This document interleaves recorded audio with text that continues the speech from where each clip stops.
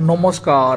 পশ্চিমবঙ্গে তৃণমূল জমানাতে একে তো ঠিকঠাকভাবে নির্বাচন হয় না, তারপরে যেটুকু নির্বাচন হয় সেই ভোটে যদি তৃণমূলকে পরাজিত করে বিজেপি জেতে এবং পরবর্তীকালে বিজেপির জেতা সদস্যদেরকে তৃণমূল নিজেদের দিকে টেনে নেয়, তাহলে সেটা কি তৃণমূলে জেতা বলে? প্রশ্ন তো সেখানেই।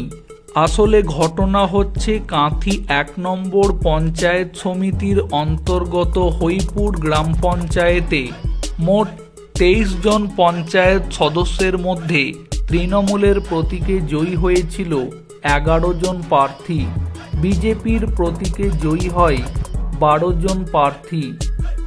এরপরে ঘটনা হচ্ছে শুক্রবার তৃণমূলের ১১ জন এবং বিজেপির ১ জন সদস্যের সমর্থনে এবং পঞ্চায়েত সমিতির ৩ জন সদস্যের মধ্যে ১ জনের সমর্থনে গ্রাম পঞ্চায়েতে সংখ্যাগরিষ্ঠতা লাভ করে তৃণমূল।